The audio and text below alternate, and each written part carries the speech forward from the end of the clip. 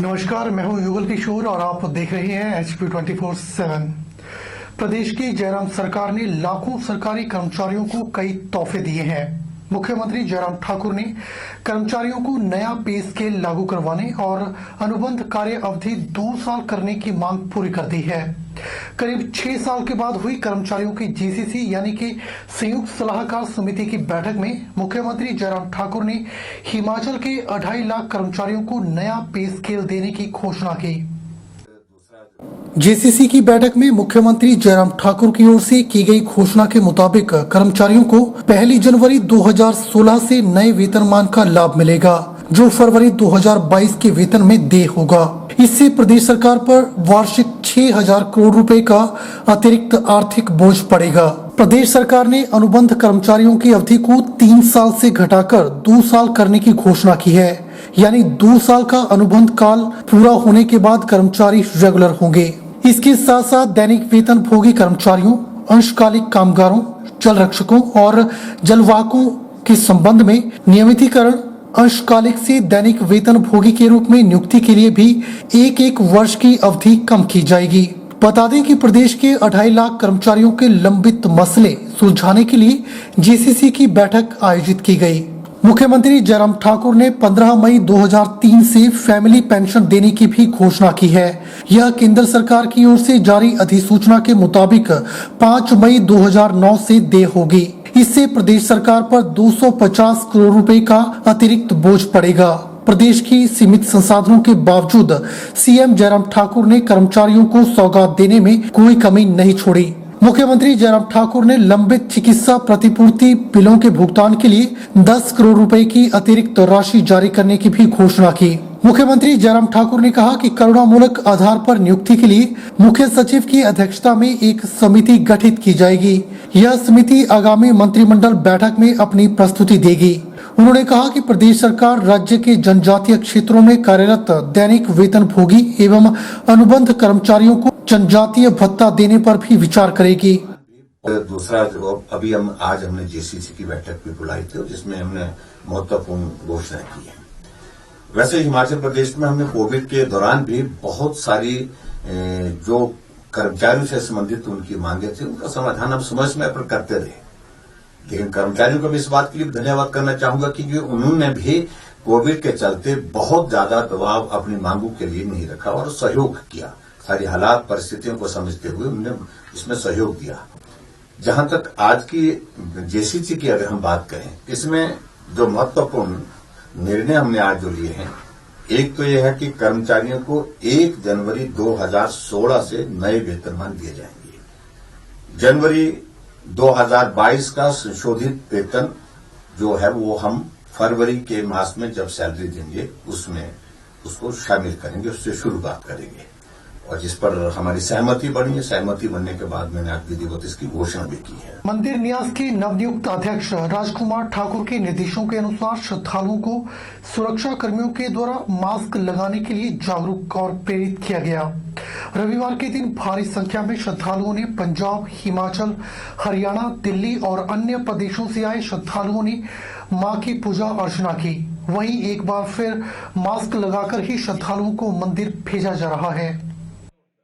कोविड-19 महामारी के प्रोटोकॉल के तहत मंदिर के पर्ची काउंटर और मंदिर के मुख्य द्वारों के पास सुरक्षा कर्मियों के द्वारा श्रद्धालुओं से अपील की गई कि वह मास्क लगाकर ही माता के दरबार में आए। हालांकि ज्यादातर श्रद्धालु पंजाब से माता के दर्शनों के लिए आते हैं, लेकिन उनमें से कई श्रद्धालु मास्क का प्रयोग कम करते हैं। लेकिन जिस तरह से आज सुरक्षा कर्मियों ने श्रद्धालुओं को मास्क लगाने के लिए प्रेरित किया, तो काफी संख्या में श्रद्धालुओं ने अपने रुमाल निकालकर मुख पर बांध लिए या फिर महिलाओं ने अपना दुपट्टा चेहरे पर बांध लिया।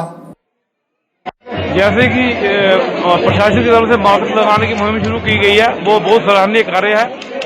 आगे भी ऐसा ही चलता रहे तो बहुत अच्छा बीमारी पर काबू पाया जा सकता है। भगत जी, ਅਸੀਂ ਰੋਪੜ ਸ਼ਹਿਰ ਤੋਂ ਆਏ ਹਾਂ। ਅੱਜ ਪ੍ਰਸ਼ਾਸਨ ਦੀ ਇੰਨੀ ਵਧੀਆ ਤਰੀਕਾ ਦੇਖਿਆ ਅਸੀਂ। ਸਾਡੇ ਪੰਜਾਬ ਦੇ ਵਿੱਚ ਕੋਈ ਮਾਸਕ ਦਾ ਕੋਈ ਲੈਣਾ ਨਹੀਂ, ਕੋਈ ਦੇਣਾ ਨਹੀਂ। ਪੂਰੇ ਆਏ हैं बिना अंदर मास्क तो जान नहीं दे रहे। ये मैं कहा कोविड-19 ਦੇ ਜਿਹੜੇ रूल हैं दोबारा देखो USA ਦੇ ਵਿੱਚ फिर कोविड आ गया दोबारा, तो ਉਹਦੇ ਉਹਨੂੰ ਦੇਖਦੇ ਹੋਏ ਰੱਖਦੇ ਹੋਏ ਕਿ ਭਾਈ ਆਪਾਂ ਨੈਣਾ ਦੇਵੀ ਮੰਦਿਰ ਆਉਂਦੇ ਆ ਮਾਸਕ ਲਾ ਕੇ ਹੀ आओ। माता के मंदिर न्यास अधिकारी और एसडीओ साहब अध्यक्ष की अध्यक्षता में मीटिंग में जो भी बात मास्क के बारे में बताई गई तो सभी श्रद्धालुओं को बिना मास्क अंदर नहीं जाने दिया जा रहा है। अगर मास्क नहीं पहने तो उनको मास्क लगा के बोला गया कि दर्शन ऐसे ही होंगे, बिना मास्क के दर्शन नहीं होंगे। विधानसभा अध्यक्ष विपिन सिंह परमार ने रविवार को सुलाह विधानसभा क्षेत्र की ग्राम पंचायत परौर में 22 करोड़ रुपए से अधिक की विभिन्न योजनाओं के शिलान्यास और उद्घाटन किए। उन्होंने 22 करोड़ रुपए की केंद्रीय सड़क निधि से परौर धीरा नौरा पूर्वा सड़क के विस्तार एवं सुधार का भूमि पूजन और 39 लाख रुपए से निर्मित मुख्यमंत्री लोक भवन का लोकार्पण किया। विधानसभा अध्यक्ष विपिन सिंह परमार ने सुलाह विधानसभा क्षेत्र के पंच परमेश्वर महासम्मेलन में मुख्य अतिथि के रूप में शिरकत की। उन्होंने विशाल महासम्मेलन में चुने हुए प्रतिनिधियों का स्वागत किया और महासम्मेलन की बधाई दी। विपिन सिंह परमार ने कहा कि पंचायतें ग्रामीण स्वशासन और प्रशासन की बुनियादी इकाई है और प्रदेश सरकार पंचायती राज को मजबूत करने के लिए प्रतिबद्ध है।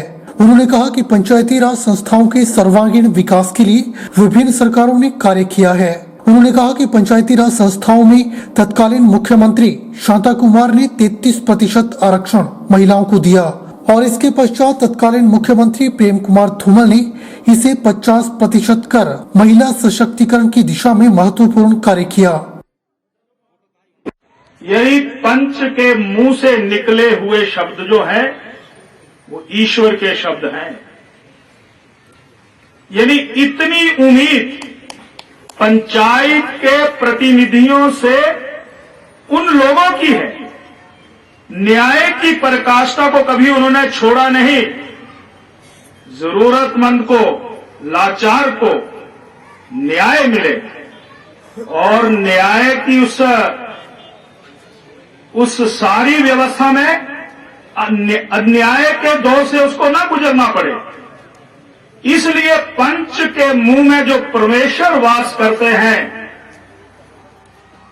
मैं इतना ही कहना चाहता हूं, न्याय सबसे पहले पंचायत से शुरू होता है, फिर वो न्याय कई बार हमारे कोर्ट कचहरी तक जाता है।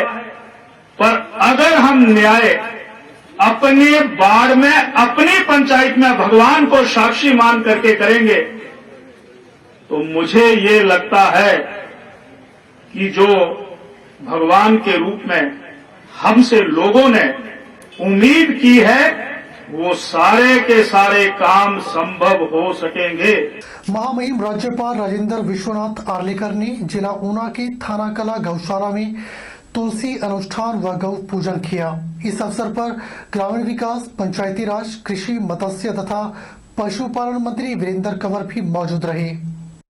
राज्यपाल राजेंद्र विश्वनाथ आर्लेकर ने कहा कि प्रदेश सरकार बेसहारा गौवंश को संरक्षण प्रदान करने के लिए गंभीर प्रयास कर रही है। प्रदेश सरकार ने पिछले लगभग 4 वर्षों में 20,000 से अधिक बेसहारा गौवंश को सहारा प्रदान किया है। राज्यपाल ने कहा कि प्रदेश में आधुनिक गौ अभयारण्य और बड़ी गौशालाओं का निर्माण किया जा रहा है, जिससे सड़कों पर बेसहारा पशु नहीं होंगे और किसानों की फसलों को भी बेसहारा पशुओं से कोई हानि नहीं होगी। इसके अतिरिक्त मौजूदा गौशालाओं की क्षमता भी बढ़ाई जा रही है। जून 2022 तक प्रदेश की राज्य की सड़कों को बेसहारा पशु मुक्त बनाने का लक्ष्य रखा गया है। बुलेटिन में फिलहाल वक्त हो चला है एक छोटे से ब्रेक का। ब्रेक के बाद तुरंत हाजिर होते हैं।